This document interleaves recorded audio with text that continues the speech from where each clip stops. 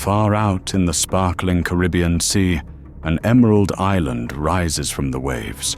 The air hums with the sound of rustling sugarcane and whispering palms. This is Barbados, small in size, yet vast in stories. But Barbados has never been just a dot in the ocean. It has always been a bridge between continents, between empires, between worlds. Its soil remembers the echo of drums, the clash of swords, and the prayers of ancestors. Its horizon hides secrets of trade, colonization, and revolution. However, to understand Barbados today, the home of calypso, cricket, and world-famous artists like Rihanna, we must go back to the very beginning.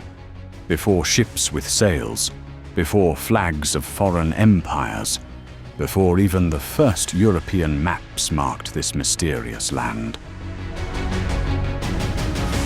Long before Europeans knew this island existed, the Amerindians, the Arawaks, and later the Caribs, called it home. They arrived by canoe from South America, guided by stars, currents, and courage.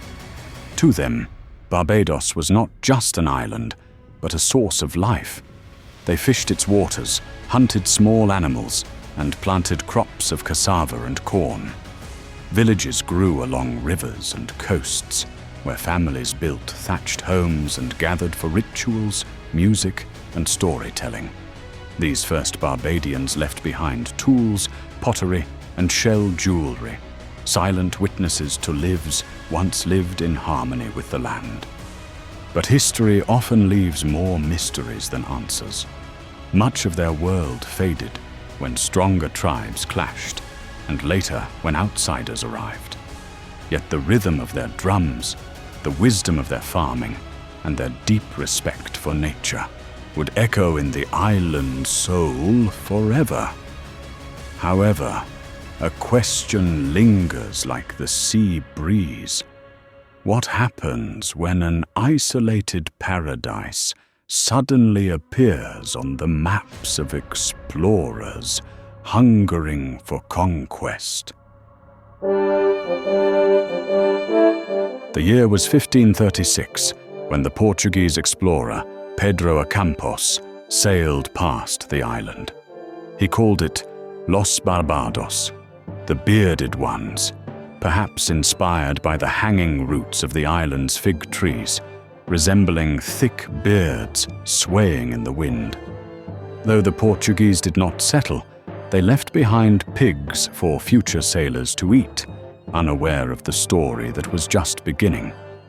For almost a century, Barbados lay untouched by European colonists, a secret gem waiting to be claimed.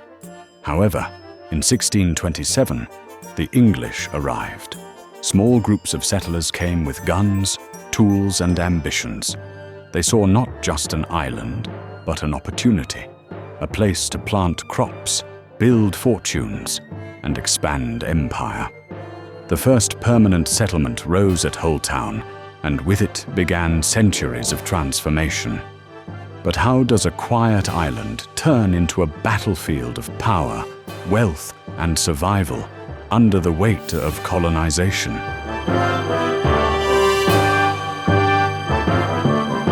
The 17th century changed everything. At first, colonists planted tobacco and cotton, but soon one crop conquered them all: sugarcane. With sugar came unimaginable wealth, turning Barbados into one of the richest colonies in the English Empire. Plantations spread across the island, mills turned day and night, and ships carried sugar crystals across the Atlantic. But sugar's sweetness came with unbearable bitterness. To fuel this industry, enslaved Africans were brought in chains across the ocean. Thousands upon thousands endured the horrors of the Middle Passage, torn from their homes and forced into brutal labor under the Caribbean sun. The enslaved built Barbados's wealth with their hands, yet lived in suffering. They created communities in the shadows, preserved songs, dances, and traditions, and resisted in ways small and large. The heartbeat of Africa mixed with the soil of Barbados, shaping its culture forever.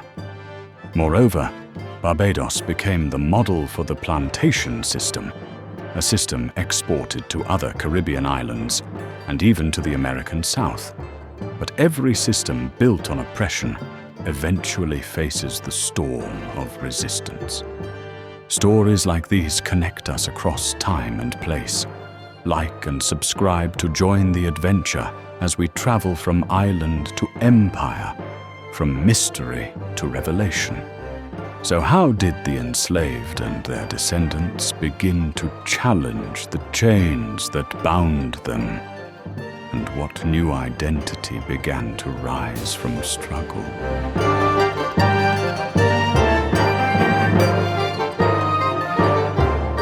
From the earliest days of slavery, rebellion smoldered.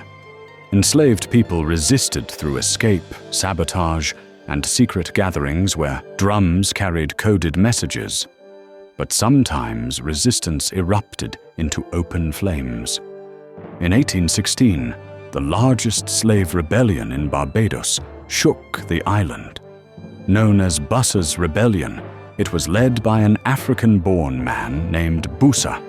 Thousands of enslaved Barbadians rose up, demanding freedom, courage burning brighter than fear. Though brutally crushed, the rebellion became a symbol of defiance, a spark that refused to die. However, change was coming. Across the British Empire, abolitionist voices grew louder, and the tide of history shifted. In 1834, slavery was officially abolished in Barbados. Freedom had arrived, at least on paper. But what does freedom mean when old hierarchies remain, and land, power, and wealth still lie in the hands of the few? The end of slavery marked a new beginning, but not an easy one. Freed men and women worked for wages on the very plantations where they had once been enslaved. Opportunities were limited, and poverty weighed heavily on the newly freed population. Yet, resilience grew. Churches, schools, and communities flourished. Afro-Barbadian culture, shaped by African roots, colonial influences, and the island's own creativity, began to blossom. Music, dance, and festivals became tools of expression, binding people together in identity and pride. But freedom without equality was incomplete. Workers demanded rights, representation, and dignity. Slowly, political movements emerged, and voices called for change louder than ever before. So how did this island, once defined by colonial masters, begin to carve out a path toward independence? By the 20th century, Barbados had become known as Little England for its loyalty to British customs. Cricket, afternoon tea, and parliamentary debates reflected colonial influence. Yet beneath the surface, a new spirit stirred. Political leaders like Sir Grantley Adams and later Errol Barrow rallied the people, demanding fairer systems, better opportunities, and greater control over their future. The winds of change blew across the Caribbean, and Barbados was ready to stand on its own. On November 30th, 1966, Barbados declared independence from Britain.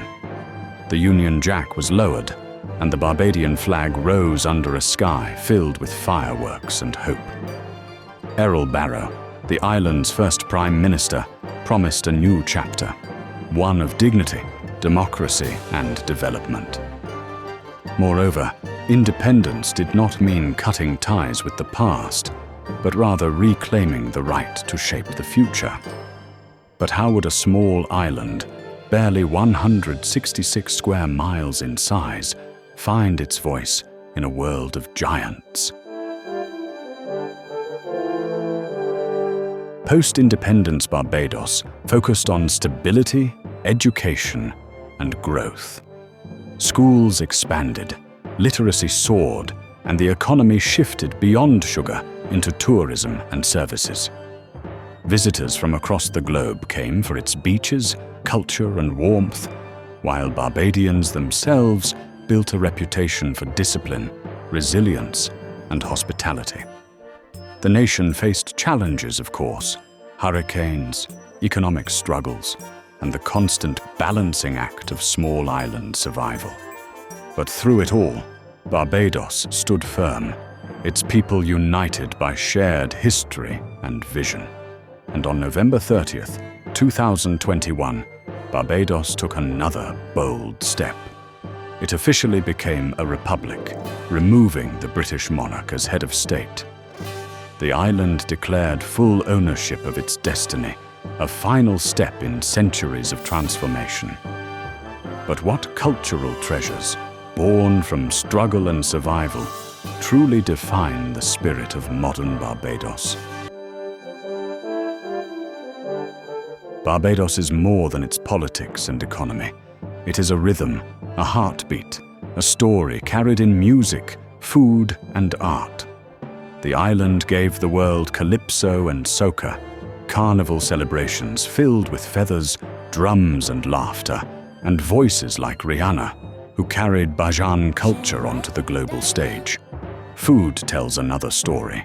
Flying fish, cuckoo, and rum distilled from the very sugarcane fields that once enslaved generations. Each flavor carries memory and pride. Cricket is not just a sport here. It is a religion, uniting neighborhoods under the sun's blazing heat.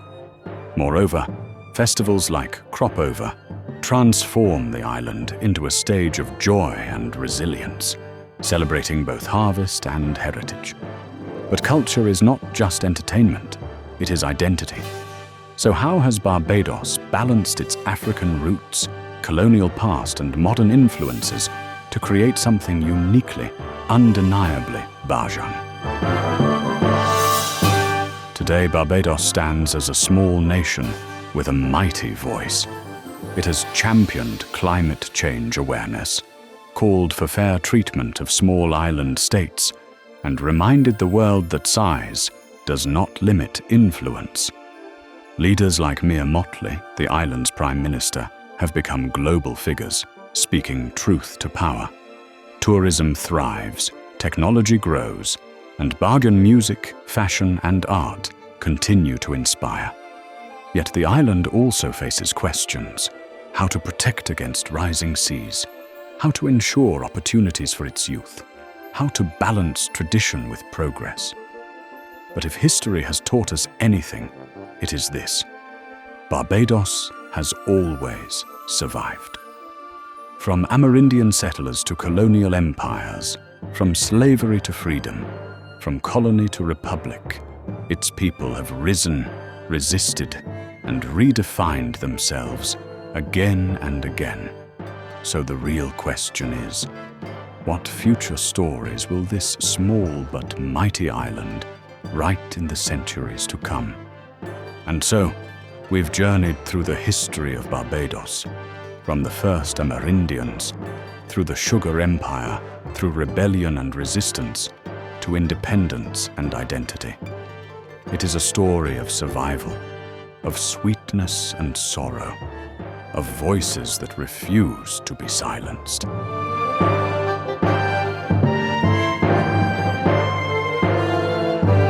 Thank you for traveling with History in Minutes.